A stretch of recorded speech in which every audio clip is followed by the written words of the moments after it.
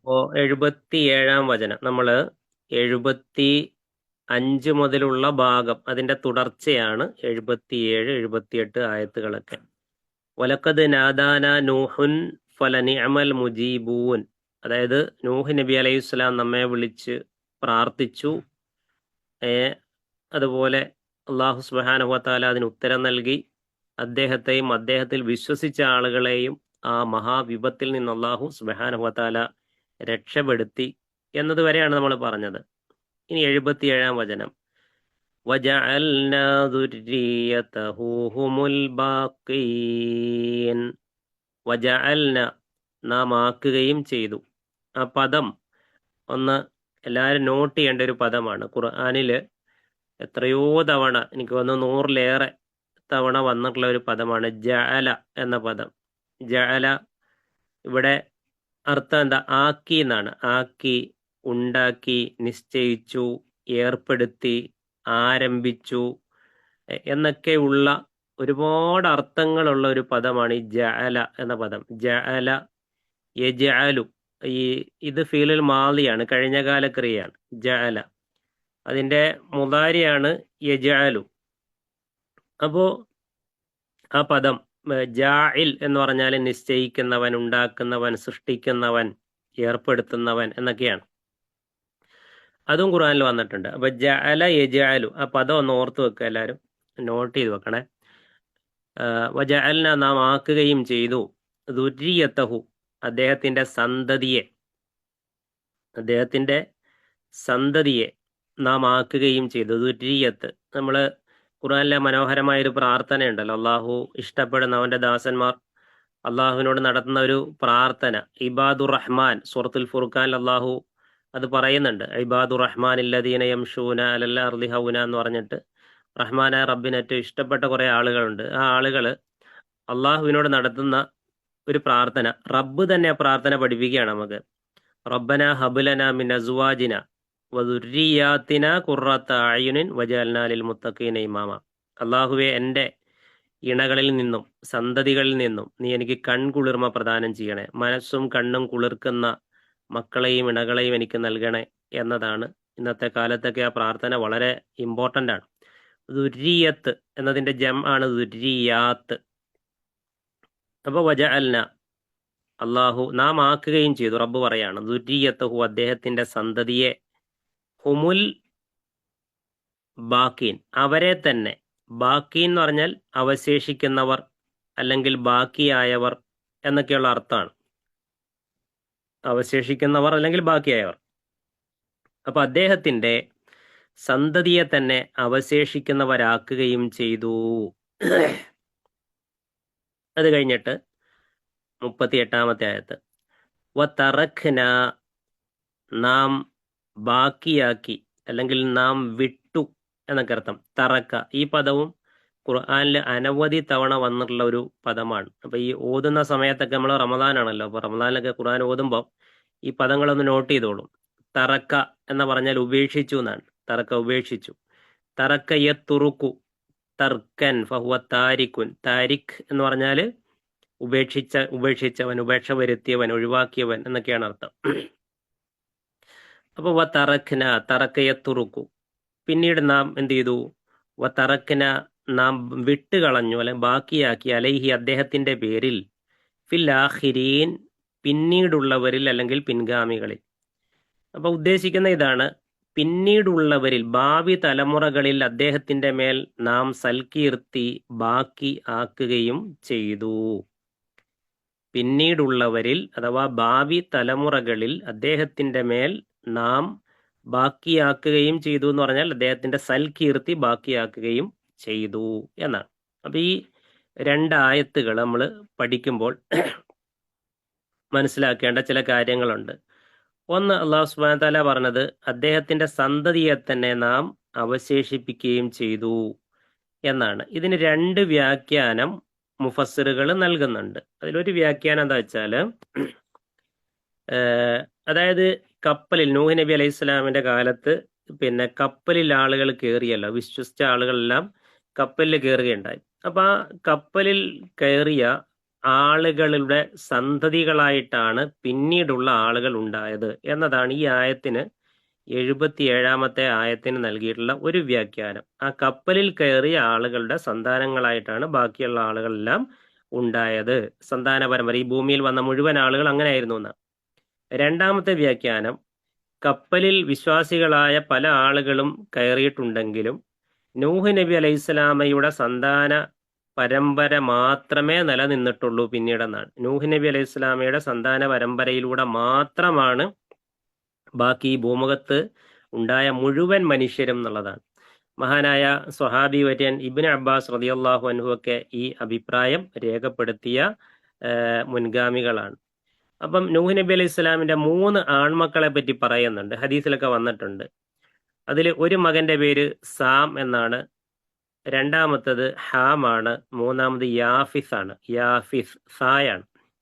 അപ്പൊ SAM, Ham, യാഫിസ്, ഈ 3 മക്കളിലൂടെയാണ് ഈ ലോകത്തുള്ള മുഴുവൻ മനുഷ്യരും പിന്നീട് ഭൂമിയിൽ വ്യാപിച്ചതെന്നാണ്. അതില് പിന്നെ തഫ്സീറുകളിൽ കാണാം, സാം എന്ന മകൻ വഴി ആണ് അറബികൾ വന്നത്. പേർഷ്യക്കാര്, പേർഷ്യൻ ഇറാൻ പോലെയുള്ള റോമക്കാര്, യൂറോപ്യൻസ്, ഇങ്ങനെയുള്ള ആളുകളൊക്കെ സാം എന്ന മകന്റെ സന്താന പരമ്പരയിലൂടെ വന്ന് വ്യാപിച്ച ആളുകളാണ്. അതുപോലെ ഹാം എന്ന് പറയുന്ന മകനിലൂടെയാണ് നീഗ്രോ വർഗക്കാരായ കറുത്ത ആളുകൾ ഈ ഭൂമുഖത്ത് വ്യാപിച്ചത് എന്ന്.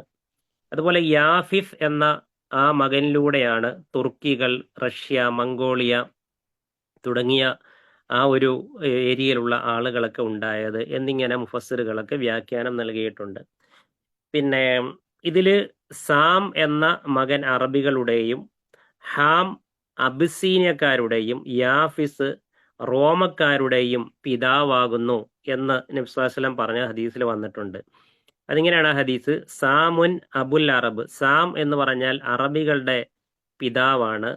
വഹാമുൻ അബുൽ ഹബിഷ്, ഹാം എന്ന് പറയുന്നത് അബിസീനിയക്കാരുടെ പിതാവാണ്. വയാഫിസ് അബുർ റൂം, യാഫിസ് എന്ന് പറയുന്നത് റോമക്കാരുടെയും പിതാവാണ്. ഇങ്ങനെ പലതരത്തിലുള്ള അഭിപ്രായങ്ങൾ ഈ ആയത്തുമായി ബന്ധപ്പെട്ട് വന്നിട്ടുണ്ട്. അതാണ് നമ്മൾ ഈ 2 ആയത്തുകളുമായി ചേർത്ത് മനസ്സിലാക്കേണ്ടത്. ഒന്ന്, ആ കപ്പലിൽ കയറിയ മുഴുവൻ ആളുകളുടെയും സന്താന പരമ്പരയിൽ നിന്നാണ് ബാക്കിയുള്ള ആളുകൾ ഉണ്ടായത്. അല്ല, കപ്പലിൽ പല ആളുകളും കയറിയെങ്കിലും അതിൽ നൂഹ് നബി അലൈഹിസ്സലാമിന്റെ സന്താന മക്കളുടെ ആ പരമ്പരയിൽ നിന്ന് മാത്രമാണ് ബാക്കിയുള്ള ആളുകളെല്ലാം ഉണ്ടായത് എന്നുള്ള വ്യാഖ്യാനമാണ് വന്നിട്ടുള്ളത്. ഇനി 79-80 ആയത്ത്, സലാമുൻ അലാ നൂഹിൻ ഫിൽ ആലമീൻ. സലാമുൻ സമാധാനം അല്ലെങ്കിൽ ശാന്തി എന്നൊക്കെ അർത്ഥം. സമാധാനമുണ്ട് അല്ലെങ്കിൽ ശാന്തിയുണ്ട്, അലാ നൂഹിൻ നൂഹിന്റെ മേൽ, ഫിൽ ആലമീൻ ലോകരിൽ. അപ്പൊ ലോകരിൽ നൂഹിന്റെ മേൽ സലാം അഥവാ സമാധാന ശാന്തി ഉണ്ടായിരിക്കും. അതായത് നൂഹ് നബി അലൈഹിസ്സലാമിനെ അള്ളാഹു സുബ്ഹാനഹു വതആല ഏറെ പ്രശംസിച്ചിട്ടുണ്ട് വിശുദ്ധ ഖുർആനിലൂടെ. അള്ളാഹു സുബ്ഹാനഹു വതആല അദ്ദേഹത്തെ പുകഴ്ത്തി പറഞ്ഞിട്ടുണ്ട്. അദ്ദേഹത്തിന് ഒരുപാട് വിശേഷണങ്ങൾ നൽകിയിട്ടുണ്ട്. അപ്പൊ അതില് നമുക്കറിയാം, റസൂലുള്ളാഹി സ്വല്ലല്ലാഹു അലൈഹി വസല്ലമയെ സംബന്ധിച്ച് വറഫഅനാ ലക ദിക്റക്, വറഫഅനാ ലക ദിക്റക്, അലം നശ്റഹ് ലക സ്വദ്റക് എന്നുള്ള ആ സൂറത്തില് കാണാം, വറഫഅനാ ലക ദിക്റക്, നാം താങ്കൾക്ക് എന്ത് ചെയ്തു, താങ്കളുടെ ദിക്ർ, ഓർമ്മയെ നാം ഉയർത്തുകയും ചെയ്തു. അള്ളാഹു പറയുന്നുണ്ട്, റസൂലുള്ളാഹി സ്വല്ലല്ലാഹു അലൈഹി വസല്ലമയെ സംബന്ധിച്ച് പറയുന്നതാണ്. എന്നതുപോലെ റസൂലുള്ളാഹി സ്വല്ലല്ലാഹു അലൈഹി വസല്ലം നമുക്കറിയാം, ഇന്ന് ലോകത്ത് ഏറ്റവും കൂടുതൽ ആളുകൾ പറയുന്ന വാക്ക് മുഹമ്മദ് നബി സ്വല്ലല്ലാഹു അലൈഹി വസല്ലം എന്നുള്ളതാണ്. ഏറ്റവും കൂടുതൽ ആളുകൾ ഇന്ന് പ്രാർത്ഥിച്ചുകൊണ്ടിരിക്കുന്നത് പ്രവാചകൻ സ്വല്ലല്ലാഹു അലൈഹി വസല്ലമയ്ക്ക് വേണ്ടിയാണ്. അതേപോലെ തന്നെ ഏറ്റവും കൂടുതൽ ആളുകൾ ഇന്ന് ഉച്ചരിക്കുന്ന നാമം മുഹമ്മദ് എന്നുള്ളതാണ്. ഏറ്റവും കൂടുതൽ ആളുകളെ പ്രശംസിക്കുന്നതും പുകഴ്ത്തുന്നതും ഖിയാമത്ത് നാൾ വരെ കീർത്തി നിലനിൽക്കുന്നതും പ്രവാചകൻ സ്വല്ലല്ലാഹു അലൈഹി വസല്ലമയുടേത് പോലെയാണ്. അതുപോലെയാണ് അള്ളാഹു സുബ്ഹാനഹു വ തആല ഇവിടെ നൂഹ് നബി അലൈഹി ഇസ്ലാമിനെ പറ്റിയും പറഞ്ഞു, അള്ളാഹുവിന്റെ രക്ഷയും സമാധാനവും ശാന്തിയും അദ്ദേഹത്തിന്റെ മേലുണ്ട് എന്ന് പറഞ്ഞു. ഇനി 79-ാമത്തെ വചനമാണല്ലോ നമ്മൾ പറഞ്ഞത്, സലാമുൻ അല നൂഹിൻ ഫിൽ ആലമീൻ 80 ഇന്ന കദാലിക നജ്സിൽ മുഹ്സിനീൻ. തീർച്ചയായും നാം അപ്രകാരമാണ് സുഹൃതവാന്മാർക്ക് പ്രതിഫലം കൊടുക്കുന്നത്. ഇന്ന എന്ന് പറഞ്ഞാൽ തീർച്ചയായും നാം, കദാലിക അപ്രകാരമാണ്, നജ്സി ജസാ എന്ന് പറയല്ലോ. ജസാ എന്ന് പറഞ്ഞാൽ എന്താ? പ്രതിഫലം എന്നാണ്. ജസാ അം വിഫാക്ക എന്നൊക്കെ അമ്മ സൂറത്തിലുണ്ട്. അപ്പം ജസാ എജ്സി നജ്സി, അതായത് നാം പ്രതിഫലം നൽകുന്നത് അൽ മുഹ്സിനീൻ മുഹ്സിനുകൾക്കാണ്, അതായത് സുഹൃതവാന്മാരാണ് എന്ന് അല്ലാഹു സുബ്ഹാനഹു വ തആല പറയാണ്. അപ്പൊ നൂഹ് നബി അലൈഹിസ്സലാം ആരാണ്? മുഹ്സിനാണ്. നമ്മൾ സാധാരണ മക്കൾക്കൊക്കെ മുഹ്സിൻ എന്ന് നമ്മൾ പേരിടാറുണ്ടല്ലോ. അപ്പൊ മുഹ്സിൻ എന്ന് പറഞ്ഞാൽ ഇഹ്സാൻ ഉള്ളവനാണ്. ഇഹ്സാൻ എന്ന് പറഞ്ഞാൽ എന്താ? അള്ളാഹു സുബ്ഹാനഹു വ തആലയുടെ മുമ്പിൽ നമ്മൾ ഇബാദത്ത് ചെയ്യുമ്പോൾ അള്ളാഹു സുബ്ഹാനഹു വ തആലയെ നമ്മൾ കാണുന്നില്ലെങ്കിലും നമ്മൾ റബ്ബിനെ കണ്ണുകൊണ്ട് കാണുന്നത് പോലെ എന്ത് ചെയ്യുക? അള്ളാഹുവിന് ഇബാദത്ത് ചെയ്യുക, റബ്ബിന് ഇബാദത്ത് ചെയ്യുക.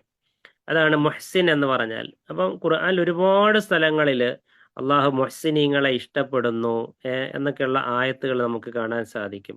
മുഹ്സിനീൻ എന്ന് കാണാം, മുഖ്ലിസീൻ എന്ന് കാണാം, മുഅ്മിനീൻ എന്ന് കാണാം, മുത്തവക്കിലീൻ എന്ന് കാണാം, അതുപോലെ തന്നെ ഖാശിഈൻ എന്ന് കാണാം. ഇങ്ങനെ അള്ളാഹു വിശ്വാസികളെ സംബന്ധിച്ച് ഒരുപാട് സിഫത്തുകൾ, അള്ളാഹു അവരുടെ ഒരുപാട് വിശേഷണങ്ങൾ പറയുന്നുണ്ട്. അതൊക്കെ ആ ഗുണങ്ങൾ ഉള്ളവരാണ്.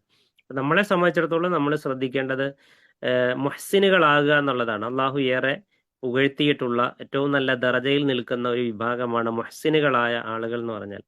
അതായത് അള്ളാഹു സുബ്ഹാനഹു വ തആല അത്രയേറെ ഇഖ്ലാസോട് കൂടിയാണ് അവർ ഇബാദത്ത് ചെയ്യുക, ആരാധിക്കുക എന്നർത്ഥം. നൂഹ് നബി അലൈഹി സ്വലാമിനെ സംബന്ധിച്ച് ഖുർആനിൽ വേറൊരു പ്രയോഗമുണ്ട്. അത് പണ്ഡിതന്മാരൊക്കെ എടുത്തു കൊടുക്കുന്നുണ്ട്. ഇന്നഹു കാന അബ്ദൻ ഷക്കൂറ. അള്ളാഹു സുബ്ഹാനഹു വ തആലയുടെ ദാസന്മാരുടെ കൂട്ടത്തിൽ റബ്ബിനോട് ഏറ്റവും നന്ദി കാണിച്ച ഒരു ദാസനായിരുന്നു നൂഹ് നബി അലൈഹി സ്വലാം എന്നാണ്. അള്ളാഹുവിന്റെ ദാസന്മാരിൽ അള്ളാഹുവിനോട് ഏറ്റവും നന്ദിയും കടപ്പാടും കാണിച്ച ഒരു ഒരു റസൂലായിരുന്നു, നബിയായിരുന്നു നൂഹ് നബി അലൈഹി സ്വലാം എന്നുള്ളതാണ്. അത് അള്ളാഹു എടുത്തു പറഞ്ഞൊരു കാര്യമാണ്. അപ്പൊ നമ്മളെ സംബന്ധിച്ചിടത്തോളം നമ്മൾ ശ്രദ്ധിക്കേണ്ട ഒരു കാര്യം, ഇപ്പൊ നമ്മുടെ ശരീരത്തിലെ ഓരോ അവയവങ്ങളും അള്ളാഹുവിന്റെ മഹത്തായ അനുഗ്രഹമാണ്. കണ്ണ് എന്ന് പറയുന്ന, നമ്മൾ കണ്ണ് കൊണ്ടാണ് നമ്മളെല്ലാം കാണുന്നത്. കണ്ണ് എന്ന് പറയുന്ന ഒരൊറ്റ അനുഗ്രഹത്തിൽ തന്നെ ഒരുപാട് അനുഗ്രഹങ്ങൾ അള്ളാഹു അതിൽ ഒളിപ്പിച്ചു വെച്ചിട്ടുണ്ട്. അങ്ങനെ നമ്മുടെ ശരീരത്തിലെ ഓരോ അവയവങ്ങളും നമുക്ക് ചുറ്റും അള്ളാഹു സംവിധാനിച്ചു തന്നതും എല്ലാം വലിയ അനുഗ്രഹങ്ങളാണ്, നിയമത്തുകളാണ്.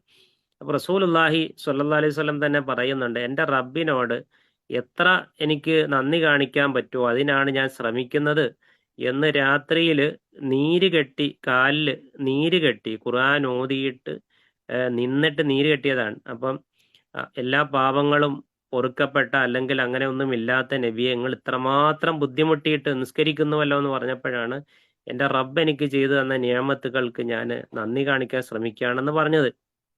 അപ്പൊ നമ്മുടെ ജീവിതകാലം മുഴുവൻ ഇബാദത്ത് ചെയ്താലും അള്ളാഹു ചെയ്ത നിയമത്തിന് ഒരിക്കലും അത് പകരമാകില്ല എന്നുള്ള. കാരണം വഇൻ തഉദ്ദു നിഅമത്തല്ലാഹി ലാ തുഹ്സുഹ, നിങ്ങൾ അള്ളാഹുവിന്റെ നിയമത്ത് എണ്ണിക്കണക്കാക്കാൻ ശ്രമിക്കുകയാണെങ്കിൽ ഒരിക്കലും നിങ്ങൾക്ക് പറ്റില്ല. അപ്പൊ ആ റബ്ബിനോട് എത്രമാത്രം നന്ദി കാണിക്കാവോ അത്രമാത്രം നന്ദി കാണിക്കാൻ നമ്മൾ ശ്രമിക്കണം. അത് നമ്മുടെ നാവ് കൊണ്ട്, കണ്ണുകൊണ്ട്, നമ്മുടെ കൽബ് കൊണ്ട്, അല്ലെ, ദിക്റുകൾ ചൊല്ലി, ശരീരം കൊണ്ട് ഇബാദത്ത് ചെയ്ത്, സമ്പത്തിൽ നിന്ന് ദാനം ചെയ്ത്, അങ്ങനെ എല്ലാ നിലയ്ക്കും. അപ്പം അള്ളാഹു സുബ്ഹാനഹു വ തആല നൂഹ് നബി അലൈഹി സ്വലാമിനെ അത് എടുത്തു പറഞ്ഞു. അള്ളാഹിന്റെ നിഅമത്തുകൾക്ക് ഏറെ നന്ദി കാണിച്ച ഒരു ദാസനാണ് നൂഹ് നബി അലൈഹി സ്വലാം എന്ന്. അത്തരം ഷാക്കിറുകളാകാൻ അള്ളാഹു നമുക്ക് തൗഫീക്ക് പ്രദാനം ചെയ്യുമാറാവട്ടെ. അത് കഴിഞ്ഞ് അള്ളാഹു സുബ്ഹാനഹു വ തആല എന്ത് പറഞ്ഞു?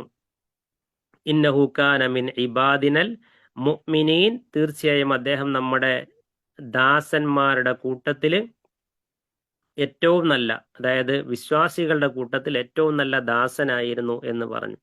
അപ്പൊ ഇങ്ങനെ ഒരുപാട് വിശേഷണങ്ങൾ നൂഹ് നബി അലൈഹിസ്സലാമിന് അള്ളാഹു സുബ്ഹാനഹു വ തആല നൽകിയത്, കൊടുത്തത് കാണാൻ സാധിക്കും. അത് നൂഹ് നബി അലൈഹിസ്സലാമയുടെ ജീവിതം കൊണ്ടാണ്. അതേപോലെ ഏറ്റവും കൂടുതൽ ജീവിതത്തിൽ ക്ഷമിച്ച പ്രവാചകന്മാരിൽ ഒരാളാണ് നൂഹ് നബി അലൈഹിസ്സലാം. 950 വർഷക്കാലം നിന്ന് പ്രബോധനം ചെയ്തു എന്നാ പറയുന്നത്. അപ്പൊ എത്ര ക്ഷമ വേണം! എന്നിട്ട് പോലും വളരെ കുറഞ്ഞ ആളുകളാണ് അദ്ദേഹത്തിന്റെ ക്ഷണം സ്വീകരിച്ച് വിശ്വാസികളായി മാറിയത്. അപ്പൊ എത്രമാത്രം നൂഹ് നബി അലൈഹി സ്വലാം ക്ഷമിച്ചിട്ടുണ്ടാവും. അപ്പൊ അള്ളാഹു സുബ്ഹാനഹു വതആല നൂഹ് നബി അലൈഹി സ്വലാമിന്റെ ആ ക്ഷമയെ എടുത്തു പറയുന്നുണ്ട്. അപ്പൊ ഇവിടെ നോക്കി 81 82 ആയത്ത്, ഇന്നഹു മിൻ ഇബാദിനൽ മുഅ്മിനീൻ, അദ്ദേഹം നമ്മുടെ സത്യവിശ്വാസികളായ അടിയാന്മാരിൽ പെട്ടവനാകുന്നു. അപ്പം അള്ളാഹു സുബ്ഹാനഹു വതആല ഇബാദ് എന്ന് പറയുന്നത് അള്ളാഹു ഏറെ സ്നേഹത്തോടു കൂടി തന്റെ ദാസന്മാരെ വിളിക്കുന്ന ഒരു രൂപമാണ്. യാ ഇബാദി, എന്റെ ദാസന്മാരെ എന്ന്. യാ ഇബാദി, എന്റെ ദാസന്മാരെ എന്ന്. അപ്പൊ ഇവിടെ നോക്കൂ, നൂഹ് നബി അലൈഹി സ്വലാമിനെ സംബന്ധിച്ച് അള്ളാഹു പറഞ്ഞു, നൂഹ് എന്റെ ദാസനാണ് എന്ന് പറഞ്ഞു. നമ്മുടെ സത്യവിശ്വാസികളായ അടിയാന്മാരിൽപ്പെട്ടവനാണ് എന്ന് പറഞ്ഞു. അപ്പൊ നമ്മളും അള്ളാഹുവിന്റെ യഥാർത്ഥ മുഅ്മിൻ എന്ന് പറഞ്ഞാല് ശരിക്ക് നമ്മുടെ കൽബിലേക്ക് ഈമാൻ ഇറങ്ങിച്ചെല്ലണം. അപ്പോഴാണ് നമ്മളൊരു മുഅ്മിനാവുക. നമ്മൾ കേവലം ബാഹ്യമായ കർമ്മങ്ങൾ ചെയ്തതുകൊണ്ട് മാത്രമാവില്ല. ഈമാൻ എന്ന് പറഞ്ഞാൽ നമ്മളെ കൽബിലേക്ക് ഇറങ്ങിച്ചെല്ലണം. അതാണ്. ഇപ്പം ഖുറാനിലെ ഒരായത്തില്ലേ, ഇന്നമൽ, നമ്മൾ ക്ലാസ്സിൽ ഓതിയിട്ടുള്ള ഒരായത്തില്ലേ, ഇന്നമൽ മുഅ്മിനൂന അല്ലദീന ഇദാ ദുക്കിറല്ലാഹു വജിലത് ഖുലൂബുഹും വഇദാ തുലിയത് അലൈഹിം ആയാതുഹു സാദത്തുഹും ഈമാന എന്ന് പറയുന്നുണ്ട്. അള്ളാഹിനെ പറ്റി പറയുമ്പോൾ, റബ്ബിനെ പറ്റിയും പരലോകത്തെ പറ്റിയൊക്കെ പറയുമ്പോൾ മനസ്സിനൊരു കിടുക്കം, ഒരു വിറയൽ, ഒരു പേടി ഇല്ലെങ്കിൽ അവർ വിശ്വാസികളല്ല എന്നാണ്. ഖുർആനിലെ ആയത്തുകൾ ഇങ്ങനെ ഓതി കേൾക്കുമ്പോൾ അപ്പൊ ഒരു ഈമാനായിട്ട് കൂടുക. ആ ഒരു ഒരു ഇത് സിഫത്ത് അല്ലെങ്കിൽ ആ ഒരു രൂപം അല്ലെങ്കിൽ ആ ഒരു രീതി നമുക്ക് വരുന്നില്ലെങ്കിൽ നമ്മൾ ശരിക്കുള്ള വിശ്വാസിയല്ല എന്നുള്ളതാണ്. ഖുർആനിലെ ആയത്തുകൾ ഇങ്ങനെ ഒതുക്കി കേൾക്കുമ്പോൾ നമ്മുടെ മനസ്സിനൊരു വല്ലാത്തൊരു ഫീലിംഗ് ഉണ്ടാകണം എന്നാണ്. അത്രമാത്രം ഖുർആനായിട്ട് ചേർന്ന് നിൽക്കണമെന്നാണ് പറയുന്നത്. അപ്പൊ നോക്കൂ, നൂഹ് നബി അലൈഹി സ്വലാമിനെ അള്ളാഹു സത്യവിശ്വാസികളായ അടിയാന്മാരിൽപ്പെട്ടവനാകുന്നു എന്ന് വിശേഷിപ്പിച്ചു. അത് കഴിഞ്ഞ് അള്ളാഹു നൂഹ് നബി അലൈഹി സ്വലാമയുടെ ജനതയിൽ ധിക്കാരികളിൽ നടപ്പാക്കിയ ശിക്ഷയെപ്പറ്റി പറഞ്ഞിട്ട് ഈ ഭാഗം ഇവിടെ അവസാനിപ്പിക്കുകയാണ്. സുമ്മ അഗ്റഖനൽ ആഖരീൻ, പിന്നീട് മറ്റുള്ളവരെയെല്ലാം നാം മുക്കി നശിപ്പിച്ചു എന്നുള്ളതാണ്. അഗ്റഖ എന്ന് പറഞ്ഞാൽ മുക്കി കൊന്നു എന്നാണ്. അഗ്റഖ യുഗ്രിഖു എന്നാണ്. അപ്പൊ മുക്കിക്കൊന്നു. പിന്നീട് ആ വലിയ ജലപ്രളയത്തിൽ വിശ്വാസികളല്ലാത്ത മുഴുവൻ ആളുകളെയും നാം മുക്കി നശിപ്പിക്കുകയും ചെയ്തു. നമ്മൾ കഴിഞ്ഞ ക്ലാസ്സിൽ സൂചിപ്പിച്ചതുപോലെ അതിൽ നൂഹ് നബി അലൈഹി ഇസ്ലാമിന്റെ വിശ്വാസിയല്ലാത്ത ഭാര്യയുണ്ട്, നൂഹ് നബി അലൈഹി ഇസ്ലാമിന്റെ വിശ്വാസിയല്ലാത്ത മകനുണ്ട്, അല്ലേ? ഒന്ന് ആലോചിച്ച് നോക്കി, ഒരു പ്രവാചകനായിരുന്നിട്ട് പോലും, ഒരു പ്രവാചകൻ നമ്മൾ പറഞ്ഞാൽ പോരാ, ലോകത്താദ്യമായി അള്ളാഹു അയച്ച റസൂലാണ് നൂഹ് നബി അലൈഹി സ്വലാം. അവ്വലു റസൂൽ, ലോകത്തേക്ക് കടന്നു വന്ന ആദ്യത്തെ റസൂലാണ് നൂഹ് നബി അലൈഹി സ്വലാം. ലോകത്തേക്ക് കടന്നു വന്ന ആദ്യത്തെ നബിയാണ് ആദം നബി അലൈഹി സ്വലാം. കാരണം ആദം നബി അലൈഹി സ്വലാമിന് റിസാലത്തില്ലായിരുന്നു. എല്ലാവരും വിശ്വാസികളായിരുന്നത് കൊണ്ട് തന്നെ അവിടെ റിസാലത്ത് എന്ന ഡ്യൂട്ടി ഇല്ല. നൂഹ് നബി അലൈഹി സ്വലാമിനെയാണ് അള്ളാഹ് അത് ആദ്യമായിട്ട് ഏൽപ്പിച്ചത്. അപ്പൊ ആദ്യത്തെ പ്രവാചകന്റെ ഭാര്യ പോലും നോക്കൂ വിശ്വാസിയായില്ല എന്ന് പറയുമ്പം, സ്വന്തം കിടപ്പറയിൽ കൂടെ കിടന്നുറങ്ങിയിട്ട് ഒന്നിച്ച് താമസിച്ചിട്ട് പോലും വിശ്വാസിയായില്ല എന്ന് പറഞ്ഞാൽ ആലോചിക്കുക. അള്ളാഹു കൊടുക്കേണ്ട വലിയൊരു തൗഫീഖാണ് ഹിദായത്ത് എന്ന് പറയുന്നത്. പ്രിയപ്പെട്ട മകൻ പോലും വിശ്വാസിയായില്ല എന്ന് പറഞ്ഞാൽ നോക്കൂ, ഒരു പ്രവാചകന്റെ മകനാണ്. അള്ളാഹു സുബ്ഹാനഹു വതആല നൽകേണ്ട വലിയൊരു തൗഫീഖാണ് ഹിദായത്ത് എന്ന് പറഞ്ഞാൽ. ആ ഹിദായത്ത് ലഭിച്ച ആളുകളാണ് നമ്മൾ ഓരോരുത്തരും. പക്ഷെ ആ ഹിദായത്തിന്റെ വഴിയിൽ സഞ്ചരിക്കുമ്പോൾ നെഞ്ചോട് ചേർത്ത് പിടിക്കേണ്ട ഗ്രന്ഥത്തെ ഒന്ന് ചേർത്ത് വെക്കാനോ അത് പഠിക്കാനോ ഈ ഉമ്മത്തിൽപ്പെട്ട ഒരു ബഹുഭൂരിഭാഗം ആളുകൾക്കും തൗഫീഖും ഭാഗ്യവും ലഭിക്കുന്നില്ല എന്നുള്ളത് ഏറെ നിർഭാഗ്യകരമായ ഒരു കാര്യമാണ്. അള്ളാഹു സുബ്ഹാനഹു വതആല ഈ മൂസാ നബി അലൈഹി സ്വലാമയുടെ ജനതയെ പറ്റി പറയുന്നിടത്ത് കാണാം, അവര് ഈ ഗ്രന്ഥം പേറുന്ന കഴുതകളെ പോലെയായി മാറി എന്നുള്ളതാണ്. ഈ കഴുതയുടെ പുറത്ത് കുറെ നല്ല അവാർഡ് കിട്ടിയ കുറെ ബുക്കുകളെല്ലാം കെട്ടിവെച്ചു കൊടുത്താൽ കഴുത എങ്ങോട്ടും കൊണ്ടു, പക്ഷെ കഴുതയ്ക്ക് അറിയില്ലല്ലോ ആ ബുക്കിലുള്ളത് എന്താണെന്നുള്ളത്. ഇതുപോലെയാണ് തൗറാത്തിനോട് ഈ ബനു ഇസ്രായേലിയർ സ്വീകരിച്ച നിലപാടെന്നുള്ളതാണ്. നോക്കൂ, മുസ്ലിമായി ജനിച്ചിട്ട് എത്രയോ വർഷങ്ങൾ കഴിഞ്ഞ് എത്രയോ റമദാനുകൾക്ക് സാക്ഷി ആയിട്ട് പോലും സത്യത്തില് ഖുർആനിലെ ഒരു ആയത്തിന്റെ അർത്ഥം പോലും അറിയാത്ത ലക്ഷക്കണക്കിന് കോടിക്കണക്കിന് മുസ്ലിങ്ങളില്ലേ? അവരൊക്കെ ഖുർആനെ എങ്ങനെ പരിഗണിച്ചു എന്ന് പറയുന്ന നാളെ പരലോകത്തെത്തുമ്പോൾ. അപ്പം നമ്മൾ നമ്മുടെ രക്തത്തിൽ അലിഞ്ഞത് എന്ന് പറയില്ലേ, അതുപോലെ നമ്മളിലേക്ക് ചേർത്ത് വെക്കേണ്ട ഗ്രന്ഥമാണ് പഠനം കൊണ്ടും ജീവിതം കൊണ്ടും വിശുദ്ധ ഖുർആൻ എന്ന് പറയുന്നത്. ആ നിലയ്ക്ക് ഖുർആനോട് ചേർന്ന് നിന്ന് ജീവിക്കാൻ അള്ളാഹു സുബ്ഹാനഹു വതആല നമുക്കെല്ലാം തൗഫീഖ് പ്രദാനം ചെയ്യുമാറാവട്ടെ. അപ്പോൾ നമ്മൾ ഇൻഷാ അല്ലാ ഉദ്ദേശിക്കുന്നത് ഇപ്പോൾ 82 ആയത്താണ് എടുത്തത്. ഇനി ഏകദേശം ഒരു 100ഓളം ആയത്തുണ്ട്. ഇനി അങ്ങോട്ട് വരുന്ന ഭാഗം ഇബ്രാഹിം നബി അലൈഹിസ്സലാമയുടെ ചരിത്രവുമായി ബന്ധപ്പെട്ട ഭാഗം ഒരു 10, 20, 25ഓളം ആയത്തുകളുണ്ട്. നമ്മൾ ഉദ്ദേശിക്കുന്നത് ഈ 82 ആയത്തുകൾ വെച്ചൊരു പരീക്ഷ നടത്താനാണ്. ഇൻഷാ അല്ലാ പെരുന്നാൾ കഴിഞ്ഞിട്ടുള്ള ആഴ്ച നമ്മൾ പരീക്ഷ നടത്തും. അടുത്ത ആഴ്ച നമ്മൾ ഇൻഷാ അല്ലാ വിശുദ്ധ റമദാനിന്റെ അവസാനത്തെ ദിനരാത്രങ്ങളാണ്. ആ സമയത്ത് നമ്മളെല്ലാം വളരെ ശ്രദ്ധിക്കേണ്ട ചില കാര്യങ്ങൾ ഓർമ്മപ്പെടുത്തിക്കൊണ്ടുള്ള ഒരു കോമൺ ക്ലാസ് ഇൻഷാ അല്ലാ അടുത്ത ആഴ്ച ഉണ്ടാകും. അതിന്റെ അടുത്ത ആഴ്ച പെരുന്നാൾ സമയമായതുകൊണ്ട് ഇൻഷാ അല്ലാ അന്ന് അവധിയും ശേഷം നമ്മുടെ പരീക്ഷയും നടക്കും. പിന്നെ ആയിരിക്കും ഈ സൂറത്തിന്റെ ബാക്കി ഭാഗം നമ്മൾ എടുക്കുക. ഇൻഷാ അല്ലാ നമുക്ക് ലഭിച്ച ഈ വിലപ്പെട്ട സമയം പരമാവധി ഇബാദത്തുകൾ കൊണ്ട് ധന്യമാക്കാൻ, സജീവമാക്കാൻ നമ്മൾ ഓരോരുത്തരും ശ്രമിക്കണം. അള്ളാഹു സുബ്ഹാനഹു വ തആല അതിന് തൗഫീക്ക് പ്രദാനം ചെയ്യട്ടെ. വസല്ലല്ലാഹു അലാ നബീന മുഹമ്മദ് വഅലാ ആലിഹി വസഹ്ബിഹി വസല്ലം വആഖിർ ദഅവാനാ അനിൽ ഹംദുലില്ലാഹി റബ്ബിൽ ആലമീൻ. അസ്സലാമു അലൈക്കും വറഹ്മത്തുള്ളാഹി വബറകാതുഹു. സുബ്ഹാനക അല്ലാഹുമ്മ വബിഹംദിക അഷ്ഹദു അല്ലാ ഇലാഹ ഇല്ലാ അൻത അസ്തഗ്ഫിറുക വഅതൂബു ഇലൈക്.